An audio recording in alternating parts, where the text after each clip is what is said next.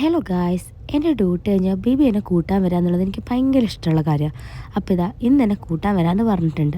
സത്യം പറഞ്ഞാൽ എനിക്ക് കാലിന് വയ്യായിരുന്നു കേട്ടോ, അതെന്നെ കൂട്ടാൻ വന്നത്. അങ്ങനെ ഞങ്ങൾ റൂമിലെത്തിക്കഴിഞ്ഞ് ജസ്റ്റ് കുക്ക് ചെയ്യാമെന്നുള്ളൊരു പ്ലാനിലേക്ക് വന്നു. അപ്പോൾ ഇന്നലെ വാങ്ങിയ ബീഫ് ഫ്രിഡ്ജിലിരിപ്പുണ്ടായിരുന്നു.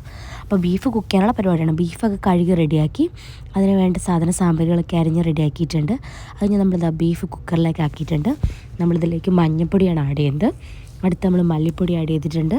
ഇനി നമ്മൾ ആഡ് ചെയ്ത് ചില്ലി പൗഡറാണ്. അത് കഴിഞ്ഞിട്ട് നമ്മൾ മീറ്റ് മസാല, അത് കഴിഞ്ഞ് നമ്മൾ ഉപ്പും കൂടെ ആഡ് ചെയ്ത് നന്നായി ഒന്ന് മിക്സ് ചെയ്തെടുത്തു. പിന്നെ ഒരു ഫ്ലേവറിന് വേണ്ടിയിലേക്ക് വെളുത്തുള്ളി, ഇഞ്ചിയും പച്ചമുളകും കൂടെ ആഡ് ചെയ്ത് 1 ഗ്ലാസ് വെള്ളം കൂടെ ഒഴിച്ച് നന്നായി മിക്സ് ചെയ്ത് കൊടുക്കാം. മിക്സിങ് നന്നായിട്ട് ചെയ്യണം.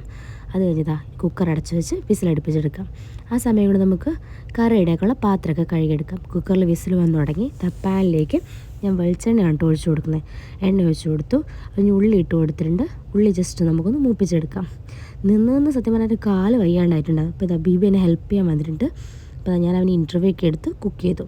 അപ്പോൾ ഉള്ളി ഒന്ന് റെഡിയായി വന്നപ്പോഴത്തേക്കും നമ്മുടെ ഇഞ്ചിയും വെളുത്തുള്ളിയും പച്ചമുളകും കൂടെ ഞാൻ ആഡ് ചെയ്ത് കൊടുത്തിട്ടുണ്ട്. അതിന് പിന്നെ കാശ്മീരി ചില്ലി പൗഡറും മീറ്റ് മസാലയും നമ്മുടെ കുരുമുളക് പൊടിയും കൂടി ഇട്ട് കൊടുത്തിട്ടുണ്ട്. അത്രയും കൂടി നന്നായി അതിൻ്റെ പച്ചമണം ഒന്ന് മാറുമ്പോൾ നമ്മുടെ ചൂടാക്കി വേവിച്ച് വെച്ചിരിക്കുന്ന ബീഫിലെ അതുകൂടെ നമുക്കിതിലേക്ക് ആഡ് ചെയ്ത് കൊടുക്കാം. അതിന് കുറച്ച് നേരം നന്നായിട്ടൊന്ന് ഇളക്കുക. ഇനി ഒന്ന് അടച്ച് വെച്ച് വേവിക്കാം. അങ്ങനെ നമ്മുടെ കറി സെറ്റായിട്ടുണ്ട്.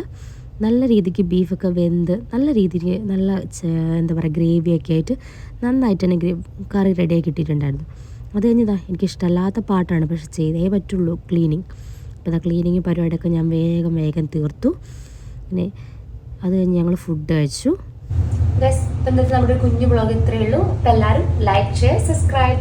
Good night.